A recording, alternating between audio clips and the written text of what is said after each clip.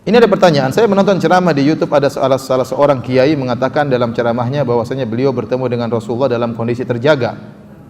Beliau katakan beliau mencium tangan dan meluk Rasulullah SAW. Apakah benar bisa bertemu Rasulullah SAW kondisi terjaga? Jawabannya tidak benar. Ya. Sering saya sampaikan, Rasulullah SAW mungkin bertemu dengan kita dalam kondisi mimpi. Mimpi kita bertemu dengan Nabi itu mungkin. Kata Rasulullah SAW, man ra'ani fil manami faqad ra'ani. Fa inna syaitana la yatamatsalu bi. Barang siapa yang melihat aku dalam mimpi maka dia telah melihat aku, karena syaitan tidak bisa meniruku. Mungkin kita bertemu dengan Nabi dalam mimpi. Dan Imam Nawawi mengatakan seandainya Anda bertemu dengan Nabi dalam mimpi sesuai dengan sifat-sifat Nabi, kemudian Nabi mengajarkan sesuatu di luar daripada syariat Nabi, maka tidak bisa diikuti. Bahkan Imam Nawawi mengatakan seandainya malam ini seorang mimpi ketemu dengan Nabi, kemudian Nabi berkata besok 1 Ramadan, maka tidak boleh diikuti. Harus kita lihat hilal. Jangan berdasarkan mimpi tersebut. Kenapa? Yang suruh lihat hilal Nabi dalam hadis-hadisnya. Maka tidak mungkin perintah Nabi dalam mimpi berlawanan dengan perintah Nabi tatkala Nabi masih hidup, ya. Jadi demikian, ya. Itu pun kalau yang kita ketemu dalam mimpi adalah Nabi, karena banyak terkadang syaitan datang dalam mimpi ngaku sebagai apa? Nabi, ternyata bukan Nabi. Dan ini saya pernah ketemu dengan orang yang mimpi dengan ketemu Nabi. Bilang saya ketemu dengan Nabi. Terus gimana Nabi yang kau lihat? Nabi bersinar wajahnya. Ada jenggotnya enggak, dagunya bersinar. Oh, itu bukan Nabi, kata saya. Dagunya bersinar. Kalau Nabi jenggotnya apa? Lebat. Berarti bukan Nabi yang kau lihat. Ya. Ada yang bertemu dengan Nabi. Bagaimana ciri-ciri Nabi? Nabi wajahnya bersahaja, kemudian rambutnya putih, jenggotnya putih. Itu bukan Nabi, karena Nabi ubannya cuma 20 helai. Yang kau lihat itu bukan siapa? Bukan Nabi. Maksud saya, Nabi, setan tidak bisa niru Nabi, tapi setan bisa ngaku sebagai Nabi. Itu pun dalam mimpi. Adapun tatkala masih Nabi ketemu kita dalam kondisi sadar, ini enggak mungkin. Nabi sekarang sudah dikubur.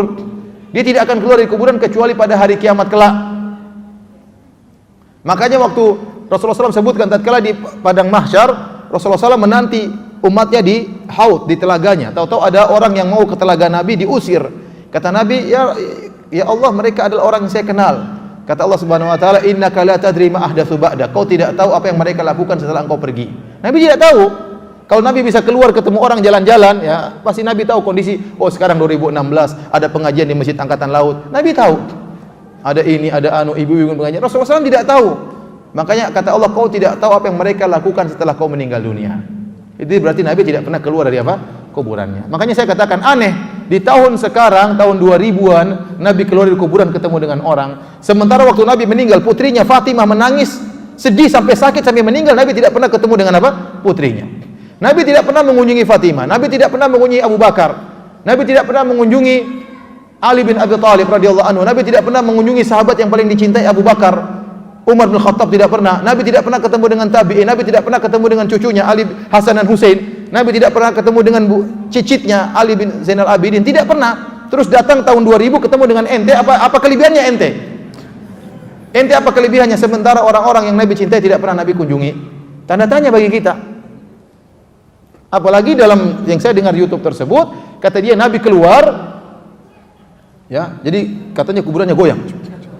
Terus Nabi keluar, Nabi cium lutut saya. Gimana Nabi cium lutut ente? Ini benar, dia bilang Nabi cium lutut dia, gimana? Waktu kuburan goyang, apakah tidak heboh itu askar-askar di Masjid Nabawi? Kuburan ini Nabi mau kemana? Muhammad mau kemana? Katanya. Saya mau cium itu lutut orang Indonesia. Kan di mana? Apa enggak heboh seperti itu? Ya, kita berpikir yang boleh orang cerita-cerita, tapi kita punya otak berpikir apa benar seperti itu. Ini sekarang tahun 2000 sudah banyak shooting, sudah banyak CCTV. Masa kejadian tersebut tidak terekam? Itu tahun 2000-an loh cerita itu. Jadi kuburan apa? Goyang kemudian keluar. Kan susah keluar itu berarti harus dibongkar itu apa namanya? Kan tertutup itu. Berarti kan kuburan terbongkar. Apa enggak heboh di Masjid Nabawi kalau saya seperti itu? Terus melewati askar, kemudian cium dia, kemudian masuk lagi, gimana ceritanya? Jadi itu saya katakan khurafat. Khurafat itu tidak benar. Wallahu a'lam bishawab.